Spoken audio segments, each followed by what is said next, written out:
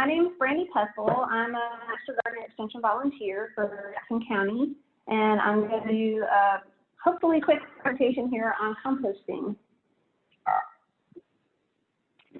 So this is me. Again, it's UGA Extension, Jefferson County, Master Gardener Extension volunteer. If you need to email us, you can email at jcmgev@uga.edu.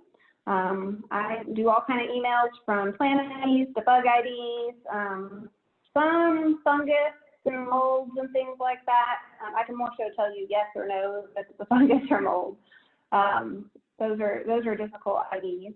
But any gardening questions, anything like that that you have around your home. All right, so we're going to go ahead and get started. This is kind of what we're going to go through today. We're going to talk about why should we compost?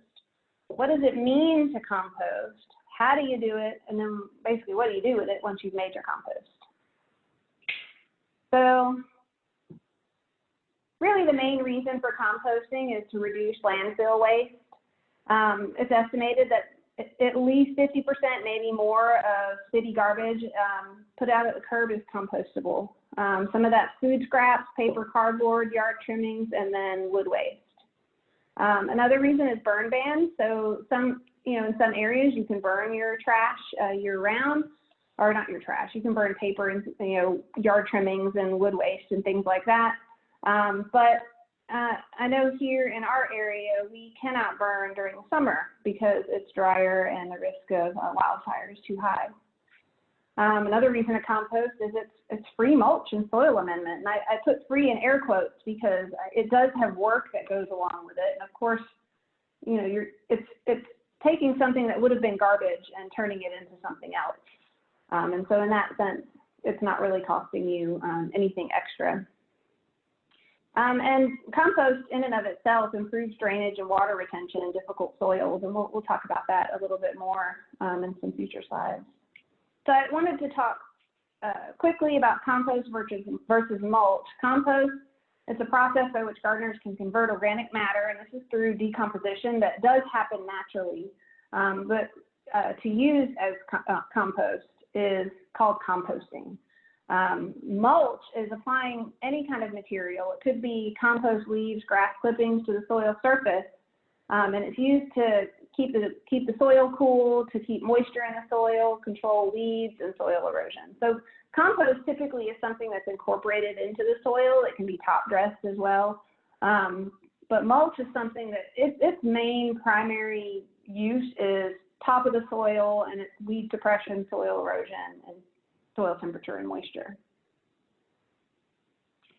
All right, so there's a couple of requirements for efficient decomposition. So all of the decomposition that happens in a compost pile, bin, whatever structure you use, is done at the microbial level. You'll see earthworms and insects and all kinds of life in there, but the real decomposition is happening at that microbial level. And there's 4 things that are really important for keeping the decomposition happening. That's aeration, how much air is in the compost, in the mixture, the decaying matter, the moisture, particle size, and temperature. So basically, you put brown stuff with green stuff, you give it all the right, ingredients, and you get compost. Okay. So talking about aeration, oxygen is required. Otherwise, you end up with anaerobic processes. Anaerobic means without oxygen. And what that means is that it's slow and it's smelly. So your compost pile really should never smell. I've got a whole slide on, if your compost is smelly, then here are some, troubleshooting tips. You should mix the pile 1 to 2 times a month, if not more frequently than that.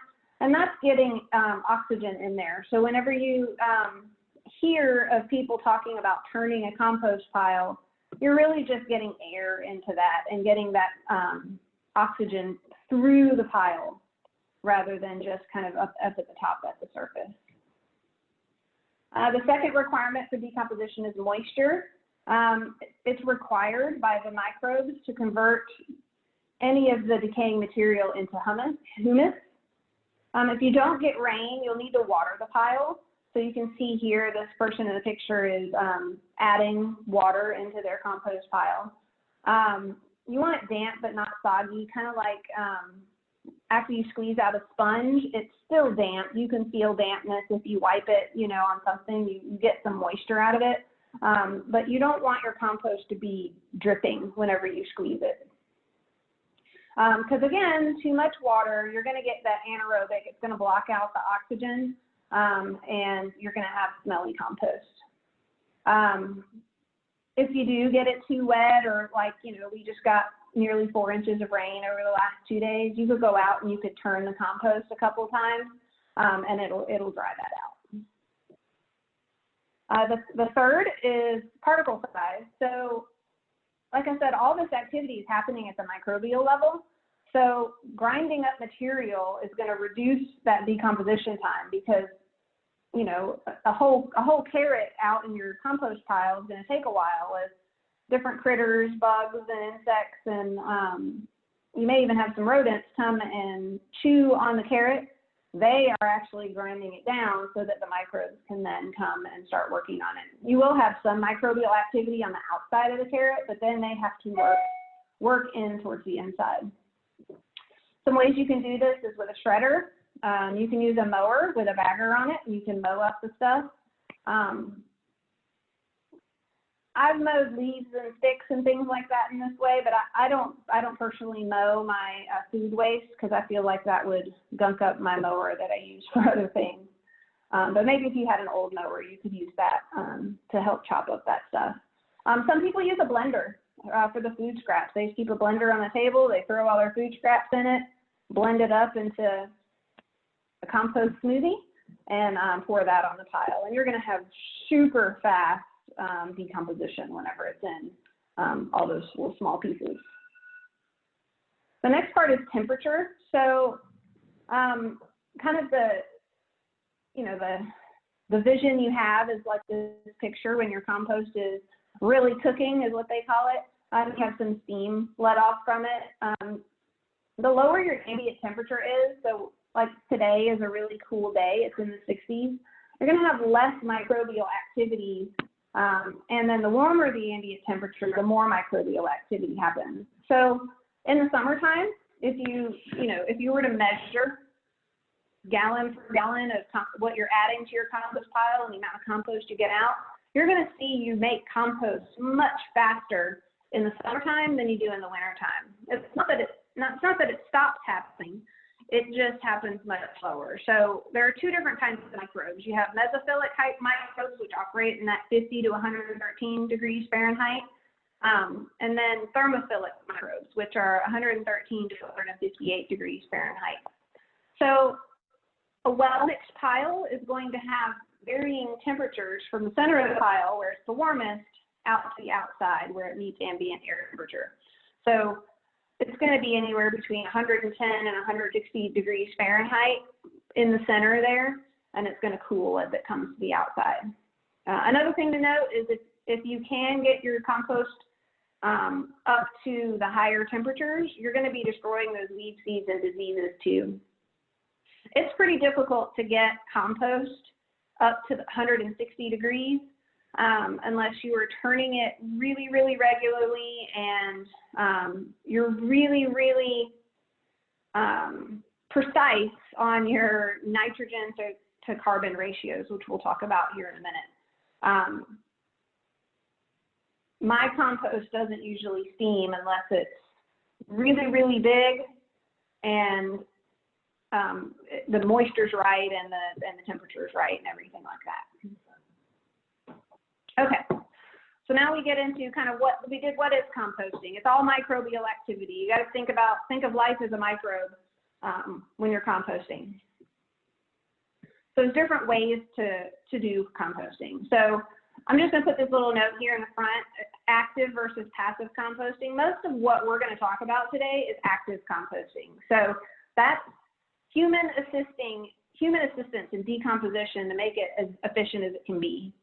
Passive composting, like you see in this picture, these people have just been piling leaves on top of this year over year. Maybe they're using a blower and blowing them all into one place and letting nature do its thing. They're not out here turning this. They've got a shovel because that's how they remove the leaf humus to, you know, place in the garden or however they're using it. There's nothing wrong with passive composting. My compost pile kind of wavers back and forth between passive and active composting. It depends on how much material I'm taking out there. If I'm taking lots of stuff out there, I'll tend to turn it more just to keep rodents and other scavengers from coming over and helping themselves to my food waste. Because if you have it covered up, they're less likely to get in there and get it. And the only way to cover it up is really by turning the pile. But there are times where I'm a very passive composter. I just don't have time to get out there, and there's nothing wrong with that. It's just, in the technical sort, it's not really composting. It's just things decomposing on their own, if that makes sense. So what we're going to talk about mostly is active composting. I do have one slide on pile or heap composting. So I mentioned this earlier, the carbon-nitrogen ratio. So the decomposing organisms need the right amount of carbon in order to have efficient decomposition. What happens is as they're decomposing that carbon, they are, if they run out of carbon, they may lose nitrogen as ammonia, as it says there in that second bullet. If you have enough carbon in there, the bacteria are hanging on to that nitrogen. All those microorganisms, they're hanging on to the nitrogen, and then that nitrogen stays in your compost.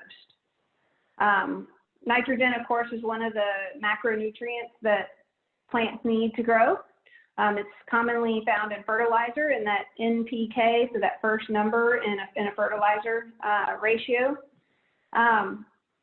So it's important to make sure that you're not losing nitrogen to the atmosphere. It's just part of the natural nitrogen cycle. It's going to happen, and there's no way to measure this, but you do want to make sure that you aren't completely ignoring your carbon-nitrogen ratio. If you have too much carbon, then the process is going to be just really, really slow. So there's too much material, too much carbon material there for all these microbes to take up. So here on the left, I've got some common materials used in composting, and their carbon, that's the first number, and the nitrogen ratio. So what they do is they take nitrogen down to 1 so that you can kind of compare things apples to apples on the carbon level there. This picture and a lot of the pictures and most of the content of this presentation comes from 2 links that we will share in the comments when we put this on YouTube or on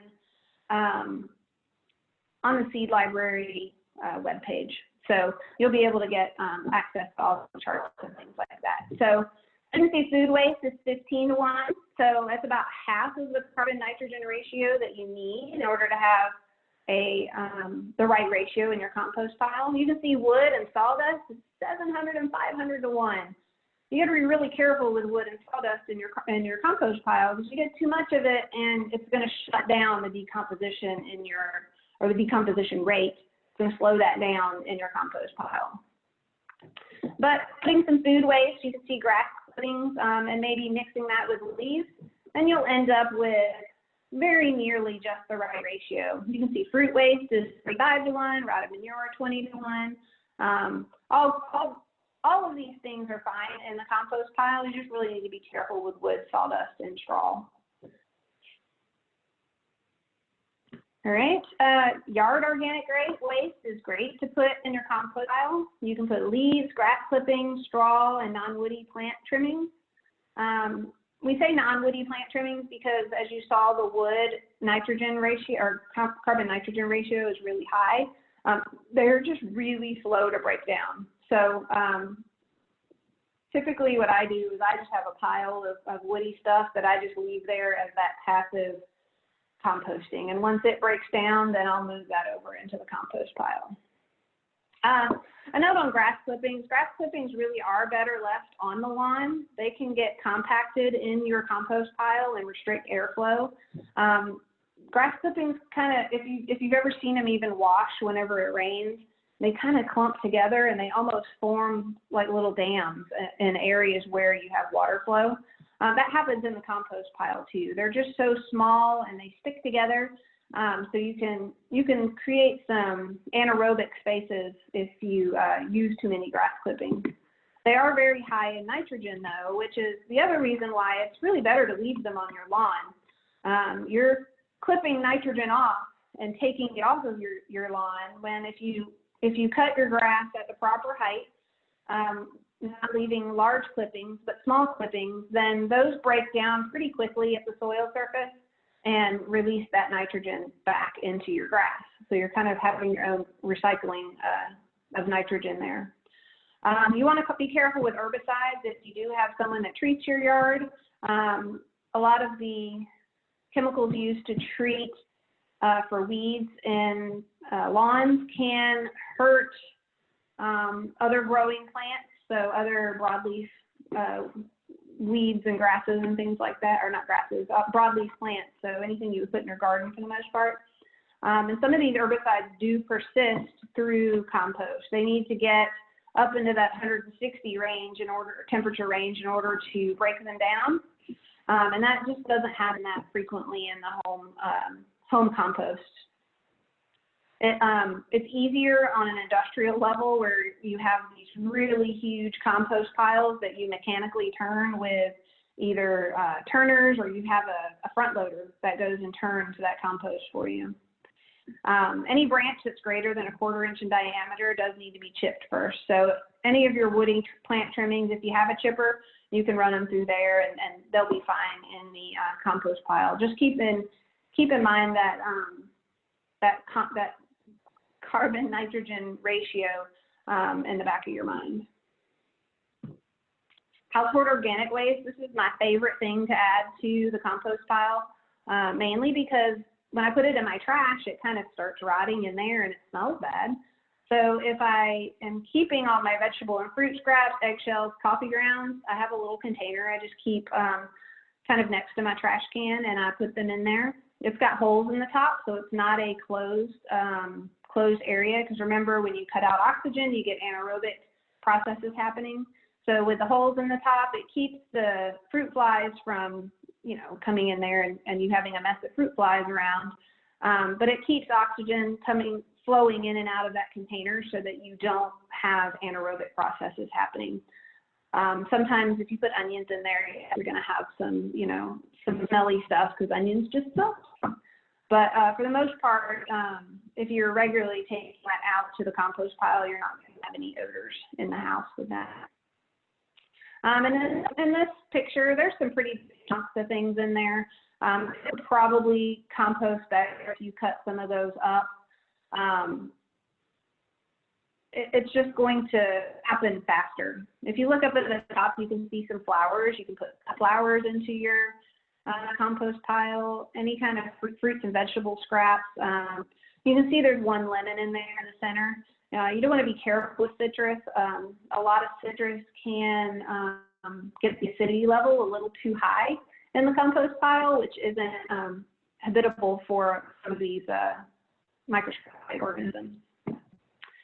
Other organic waste, like I said, we talked a little bit about when we looked at those ratios. Sawdust, you would need 1 pound of pure nitrogen every 100 pounds of sawdust that you put into the compost pile.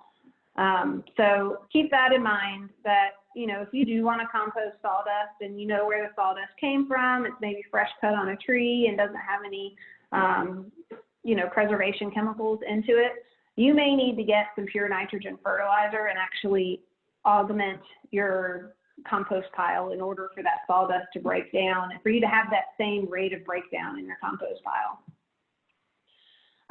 Wood ashes you can put into the compost pile. They're a source of lime, so they're going to raise the pH and make it more alkaline in the compost. You can do it in small amounts, but no more than about a cup per bushel. Too much wood ashes will result in a loss of nitrogen from the pile, and that all has to do with the chemistry that's happening as those microbes are breaking things down. In different pH levels, they operate differently.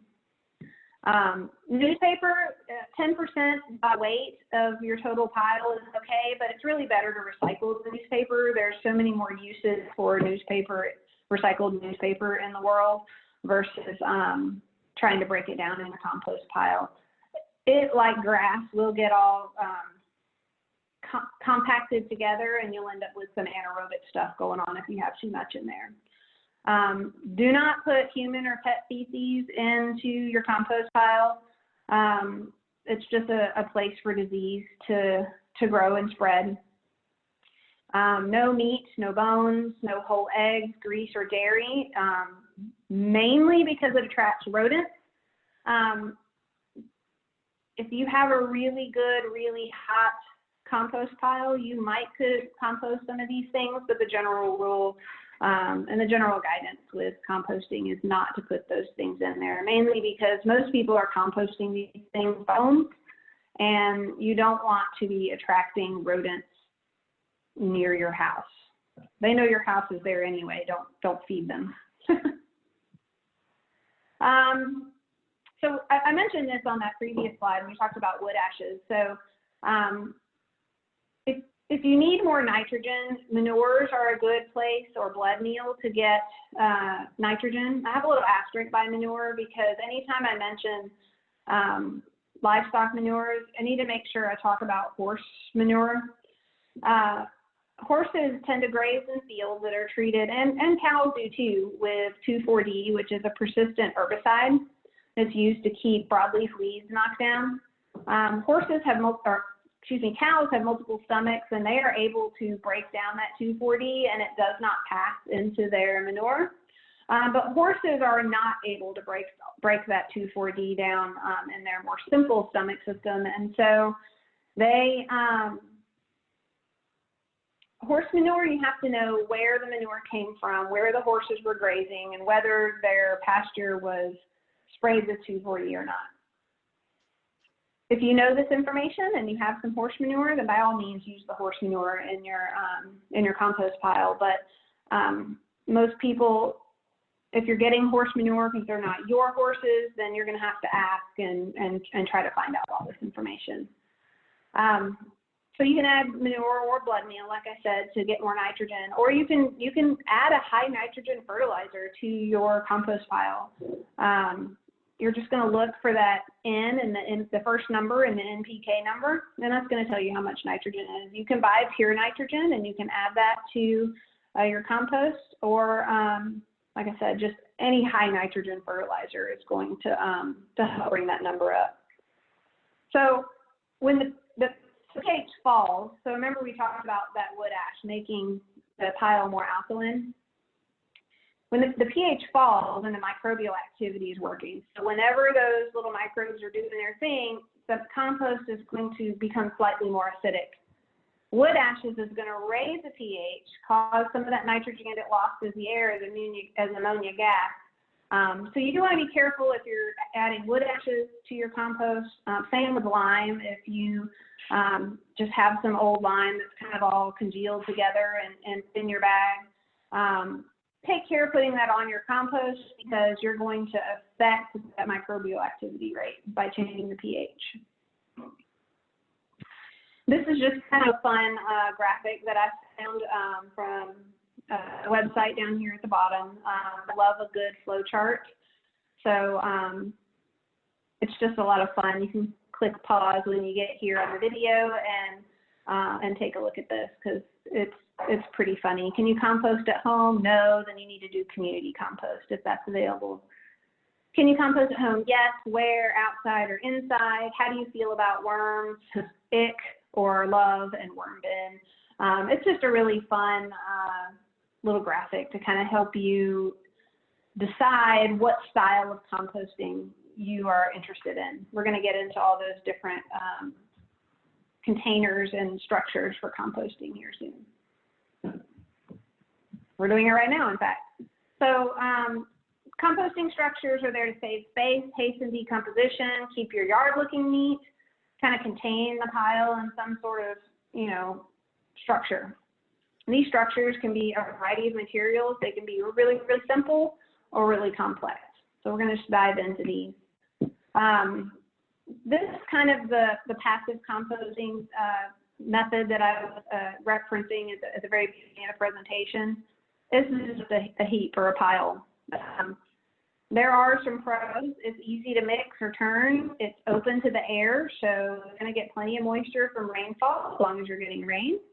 The cons, it is easy access for some of those scavengers, so you may have some raccoons and squirrels and other critters digging in there looking to see what they can find.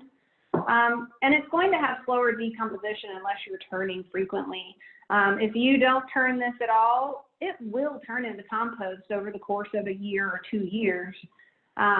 With turning, you could probably get it in the compost in about 6 months. If you're turning it really, really frequently, then you can get some of the time that you can get on some of the other methods. This is probably the easiest and the simplest method. Usually when people tell me that they want to compost, I tell them to start with a heap or a pile and just work there if they have the space on their property to do it. Just because it is a little bit easier and a little more forgiving if you forget to turn it after a little while, it's still going to keep decomposing because it's still getting rain. This is the barrel or drum structure. So it's a 55-gallon drum with a secure lid. You want to make sure wherever you're getting your drum it didn't contain any toxic chemicals. You're going to drill holes all around it so that it gets good air circulation. And then likewise at the bottom, you want to place it up on some blocks because you're going to have some holes down, down low there. You don't want the grass and any weeds kind of blocking up those holes.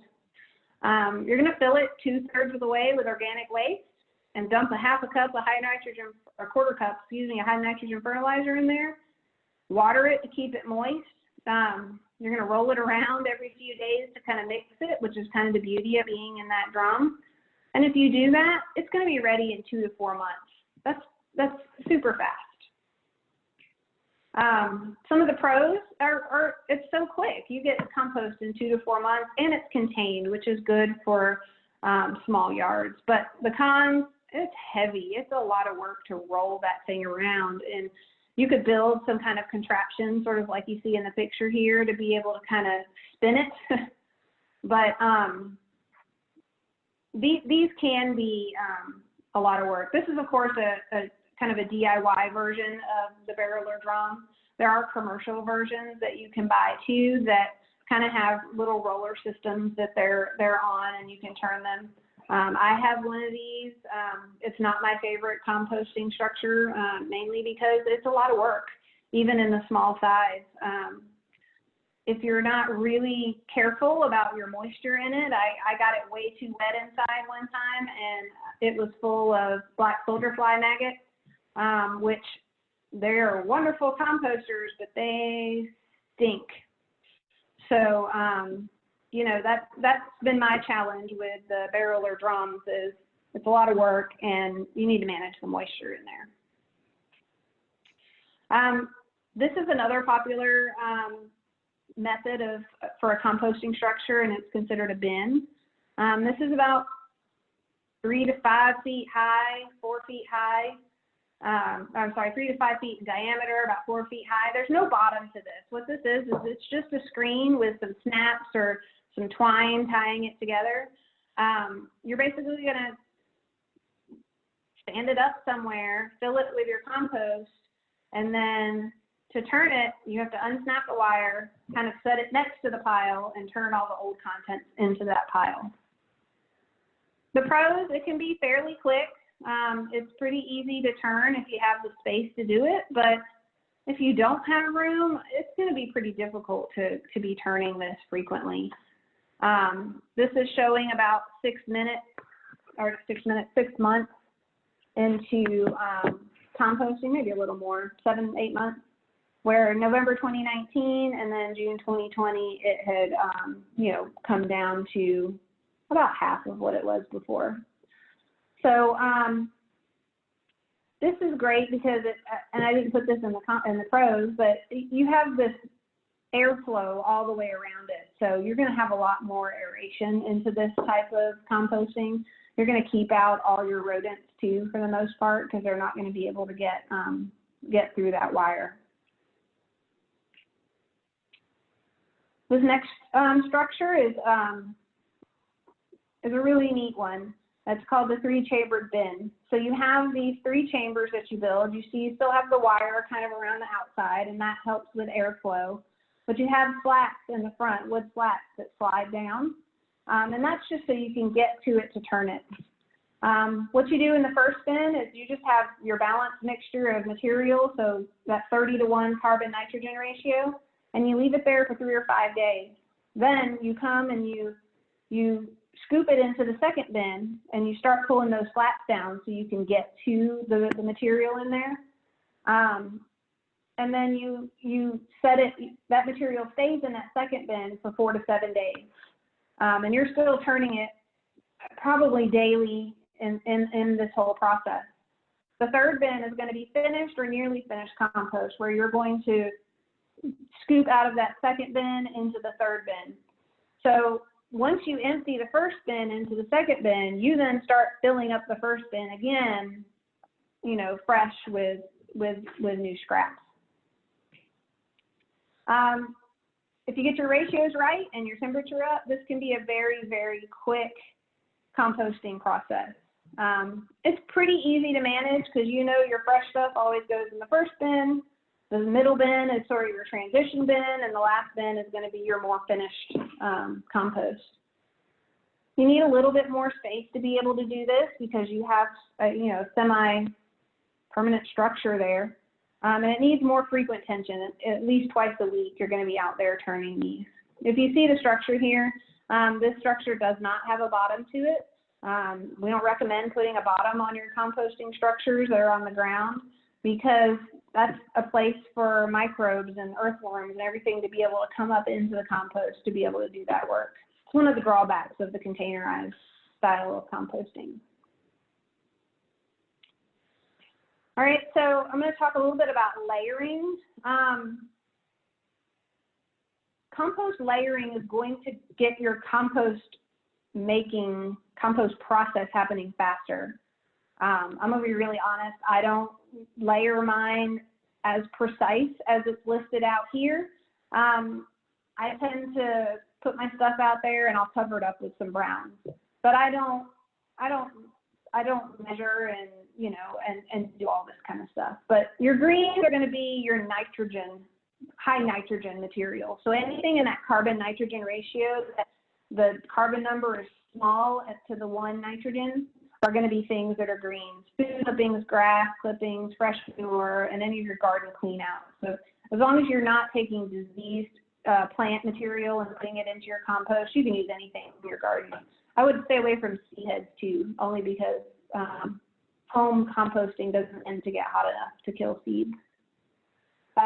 Browns, so these are your carbon dry material. That's anything that your carbon ratio is high. So brown leaves, straw, soil paper, sawdust, and wood chips. So from the bottom, you're going to put your coarser materials on the bottom. Put your 10 inches or so of organic waste, and you're just going green, brown, green, brown, green, brown, green, brown. Maybe an inch of soil. I put a note here on microbial inoculation. You don't have to buy anything to start your compost. There's lots of things on the market that are for sale to, I don't want to say, they're not necessarily needed. Every microbe that you need is going to be in your soil unless you have poisoned your soil, which not many of us in the home gardening, you know, have done. So soil is perfectly fine to put on there. You want to add a nitrogen source, especially if you are unsure of your carbon and nitrogen ratio. You can add fertilizer, and that's a cup of 10-10-10 or pure fertilizer, pure nitrogen per 25 square feet of surface area on your compost. Or you can add livestock manure and put 2 or 3 inches of it on top. And then you repeat this sort of 10-inch, so coarse materials, 10 inches of organic waste, 1 inch of soil, a little bit of fertilizer, and repeat it until it's 5 feet high, and then you can top it with hay or straw with kind of a little dip to kind of catch rainwater so that it flows down in there and doesn't run off. It is important for most of your compost, especially pile bins, anything like that. You want it tall because it's going to hold in the heat more in the center of the compost pile. You will not get a compost pile hot if it's less than 5 feet high. All right, maintenance. So odors is probably the #1 fear and complaint over compost piles.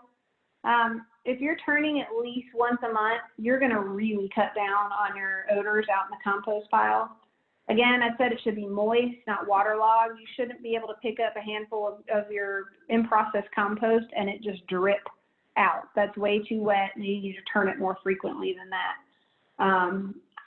To me, what's in this picture here with the red wigglers in there, it's this looks a little too wet to me, but I'm guessing this picture was taken maybe after a rainstorm or after they just watered it. A functioning compost pile should not have a bad odor.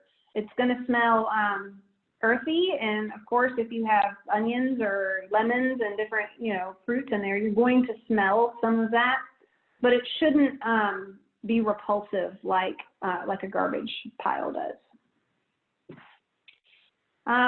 Temperature. So you can buy a compost thermometer like this one that has a really long probe on it so that you can get down into the center of your pile. If it's too cool, obviously, like I said, getting the temperature up is the hard part. It's easy to keep your pile cool. The first question you want to ask is your pile large enough? Like I said, if it's not 4 or 5 feet tall, it's just not going to be able to hold that temperature. Is there enough nitrogen? If you've got a lot of that high carbon material in there, you're going to need to supplement with some nitrogen in order to get that process going in the heap. Is there enough oxygen? Are you turning it? Is it aerated? Is it waterlogged on the inside and needs to be turned to dry out? And this one's funny. Is there too much moisture? Is there not enough moisture? So there's a balance to the moisture that you want to get. Again, it's kind of like a squeezed out sponge. When you touch it, your hand, it should be moist, but it shouldn't leave you wet. And then the last is your compost might be finished. It might be time to get a, I can't think of what it is, like a sifter to sort through, get the large materials out and get that nice fine black compost out. So when if your compost gets really nice and warm and then all of a sudden stops, if you've checked off the boxes on these other things for why it's too cool, then more than likely your compost is just finished. So you know your compost is finished. If you had a pile, you know it's done when it's about half of its original size. It's going to be cool to the touch. It is not going to warm up anymore, and it's going to have an earthy smell to it. And more than likely, it's going to be slightly moist too. A well-maintained pile is going to be finished in 2 to 4 months. The lazy composting, kind of like my pile, it's a little bit in between. It's going to take a year or more to get compost completed in that process. So I'm also going to talk about vermicomposting. This is using earthworms to convert organic waste into fertilizer. So worms can turn those food scraps into a soil amendment. They call it vermicompost or worm casting.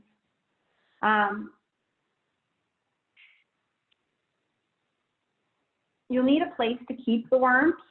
So you can get a worm bin. You can buy them on the market manufactured, or you can make your own from wood or a plastic container like this one in the picture.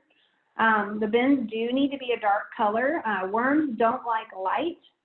So if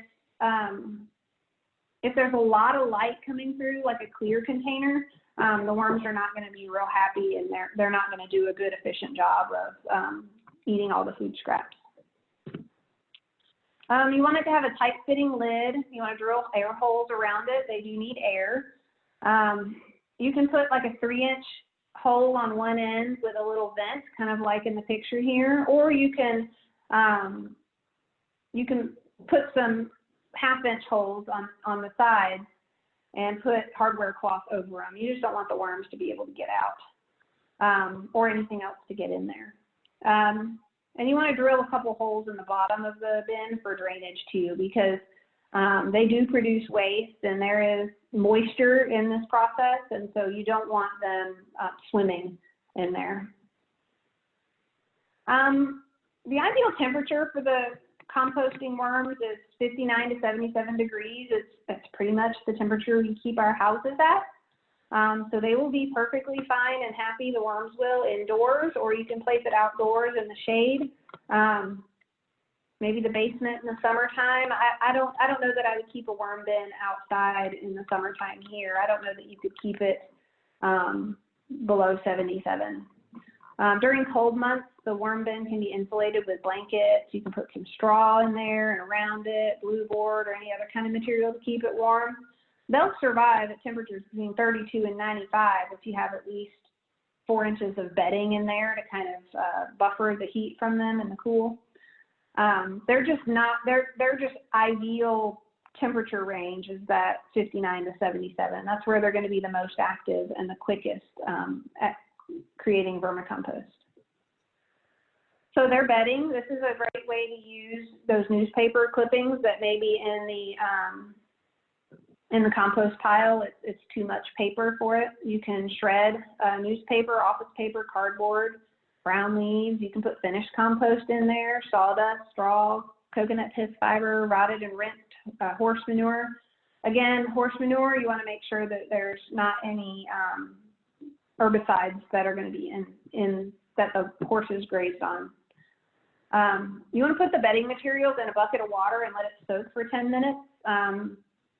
Worms like moisture. They don't like dry surfaces. So you want to wring it out so that it's just slightly wetter than a moist sponge, and then kind of fluff it and get some air in there as you put it into the bin. And then you want to fill the bin about half full of moist bedding, and then maybe a handful of soil. Again, the soil is giving the worms a little more of that, their natural environment. Also, there's natural microbes that are in the soil that the worms also need. So you're kind of supplementing the artificial environment you're creating here. So for worms, you don't want just any kind of worm. Don't go outside and dig worms outdoors to put into your worm bin. That's just not the right kind of worm for vermicomposting. The worms most suitable for vermicomposting are called red wigglers, and their scientific name is Icenia fetida. These tend not to be bait worms either. So, order them from a worm grower. You're going to make sure that you get good, healthy worms. Again, these are, it's kind of like a type of livestock that you're giving these worms a job. You're feeding them, you're keeping them alive because you want the vermicompost from them. So you want healthy worms from the start. But start with 1 pound. It's about 1,000 red wigglers. And again, you want to buy those from a worm grower. As for food, you can feed them vegetable scraps, coffee grounds, the filters, tea bags. Important that it's non-citrus fruit, but you can give them any non-citrus fruit scraps, peels, moistened bread, shredded napkins. Just don't feed them meat, fish, dairy products, citrus fruits, greasy foods, bones, twigs, branches, or pet feces. Again, it's all the same stuff that you shouldn't be putting in your compost pile outside. Really smelly foods like onions should be avoided because, well, it can make your worm bin smell bad. And if you're keeping this in your house, obviously you don't want it smelling bad. You can see here in this picture, he's using a little fork and he's pulled back some of the bedding where he's putting in these watermelon rind pieces. Always want to make sure that you're covering that up. And again, that's just going to help the worms get to the food because they're going to be living in sort of that middle layer of this worm bin. And it's also going to help with some of that odor too.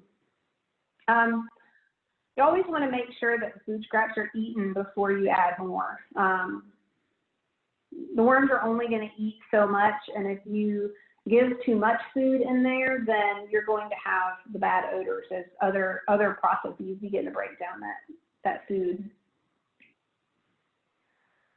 Then you have harvest. So In this picture, the guy is showing that you have a bowl of fruit, and you have worms and compost, vermicompost at the end. After 3 or 6 months, you can choose one of these methods for harvesting. You can feed the worms on one side of the bin for a few weeks. After most of the worms kind of work their way over to that side of the bin, and of course they're going to follow the food, you can remove the vermicompost from the half where you haven't been feeding it. Add some fresh bedding and then start feeding on that side of the bin, and all the worms will make their way over there, and you can harvest the vermicompost that way. So you sort of flip-flop. The other thing you can do is empty the worm bin onto a plastic sheet under some strong light. After a few minutes, the worms are going to crawl away from the light, and you'll have the worm-free vermicompost to place it in a bag or something with some holes. You want to give them fresh bedding, a little bit of the old bedding. You put in the bin, the worms are moved from the pile. And like I said, the worms are going to crawl away from that light, so as you're removing some of the vermicompost, you're going to want to gather those worms and get them back into the bin. But the light's a good way to get the worms to move. Okay, so now we have our finished compost and we have vermicompost. So how do we use this stuff? Primarily, compost is used as a soil amendment. It improves physical, chemical, and biological properties in the soil. It makes sandy soil hold more moisture. So the typical issue with sandy soil is that it's dry. When you water it, the sand moves, or the water moves right through. If you think of having, building a sandcastle at the beach, it dries out really quickly. Compost can improve the aeration and drainage in clay soil. So whereas clay soil can be really firm and tight and hold a ton of water, having the compost in there allows for air pockets in that clay soil and improves that aeration. It can increase the release of nutrients from soil to plants, improves the ability for the ions in the soil and those nutrients to move from soil to the plant. Clay, for example, is really great. It's really, really good at holding nutrients. It's very nutritious soil for plants, but it doesn't like to let go of all those nutrients to the plant. So adding some of that compost in there will help the clay to release those nutrients. And then you'll get increased earthworm and soil microorganisms. So getting the moisture right in the soil, getting the aeration right in the soil, you're going to have life coming back into your soil, whereas before it may have been kind of devoid of life. Again, what happens in the vermicomposting bin also happens in your soil. You have earthworms that are tunneling around in the soil. They improve aeration as well, and they're eating that decomposing material and leaving their feces there in the soil as a soil amendment as well. So having earthworms not only in a bin for composting purposes or for waste removal purposes, also having them in your soil is very good. Just don't put the red wigglers into your soil. Red wigglers are not native here, and they will not survive well in our soil, and they also can push out some of those native species of earthworms. So to improve your soil structure, you can incorporate compost in the top 6 to 8 inches of your soil, or you can top dress. So in sandy soil, you can put 1 inch of compost on the top. In clay soil, you can put 2 inches of compost. Finished compost tends to be slightly alkaline. Remember, we talked during the composting process that it's slightly acidic. So when it's finished, slightly alkaline. So you want to make sure that you're soil testing to make sure that your compost is providing enough nutrients. There are some charts on UGA's extension website of various organic methods and what their NPK approximation is. Of course, compost is going to be highly variable, but you can have an idea of what the compost is adding to the soil. But do a soil test just to make sure that you don't need to add more nitrogen or more potassium or phosphorus to your soil. You can use compost in potting soil recipes. I do this a lot. So 1/4 to 1/3 of the potting mix can be compost. Again, compost is going to improve aeration, and it's also going to improve the water holding capacity of your potting soil. So if you do too much compost, it's going to waterlog the plants. It's almost like planting in straight peat. It just can hang on to all that water. If you want to pasteurize the compost, which will kill seeds and any disease that may be in it, you can cook it in an oven to 160 degrees Fahrenheit. Again, that's that same number that we said in a hot composting facility. You're going to get it up that high in an industrial facility. In the home compost pile, it can be challenging to get your compost that high. So you may need to cook it in an oven to 160 degrees. You can also use compost as a mulch. So you can see here that there's some little piles of compost that the gardener is going to spread out over their flower bed there. You can put 3 to 6 inches around the base of plants to suppress weeds, but compost is going to get used up. So especially in the summertime when temperatures are warm and the moisture level's high, it's going to get pulled down into the soil. It's also just going to finish the decomposition process, release the nutrients to the plants, and then it's almost going to disappear if you were to sit and watch it. So once you add compost as a soil amendment, you are going to have to continue to add that to replenish it especially over the summer. So I used 2 main resources whenever I created this presentation. So if you'd like to go take a look at them, we can drop links into the comments, and we'll also put them on the information on the YouTube link. So this is a University of Georgia Circular 816. So this has all about composting and mulching. And then for the vermicomposting, I used a document from the NC State Extension publication, and it's Home Composting with Earthworms. And you can see that's where I got all the pictures for the presentation. So that's all I have on composting and vermicomposting. If you have other questions and you want to reach out to me, and it doesn't have to be on composting or vermicomposting, you can email me at jcmgev@uga.edu, and I will get back to you as quick as I can.